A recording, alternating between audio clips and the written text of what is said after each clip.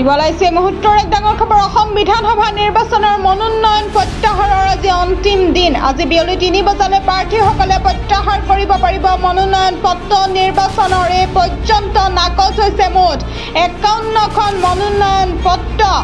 বৰ্তমানলৈ 5গৰাকী প্ৰাৰ্থীয়ে প্ৰত্যাহাৰ কৰিলে মনোনয়ন। ইয়াৰে 5জনে নিৰ্দলীয়। 4 সমষ্টিৰ 5 নিৰ্দলীয় প্ৰাৰ্থীয়ে এৰিলে নিৰ্বাচনী যুঁজ। বিষ্ণিৰ মোহিনী বসুমতাৰী আৰু আবু তালেব সিকদাৰ মনোনয়ন প্ৰত্যাহাৰ।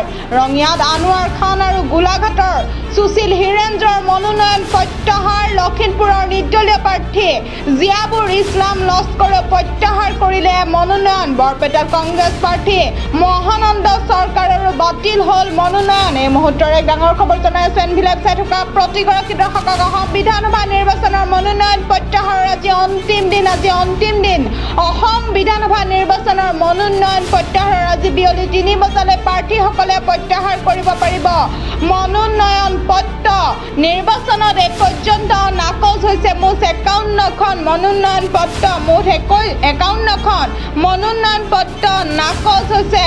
বৰ্তমানলৈ 5গৰাকী প্ৰাৰ্থীয়ে প্ৰত্যাহাৰ কৰিলে মনোনয়ন। ইয়াৰে 5জনে নিৰ্দলীয়। 5জন নিৰ্দলীয় প্ৰাৰ্থীয়ে বৰ্তমানলৈ প্ৰত্যাহাৰ কৰিছে মনোনয়ন। 4 সমষ্টিৰ 5 নিৰ্দলীয় প্ৰাৰ্থীয়ে এৰিলে নিৰ্বাচনী যুঁজ। এৰিছে 5গৰাকীকৈ নিৰ্দলীয় প্ৰাৰ্থীয়ে। বিষ্ণিৰ মোহিনী বসুমতাৰী আৰু আবু তালেব সিকদাৰ মনোনয়ন প্ৰত্যাহাৰ।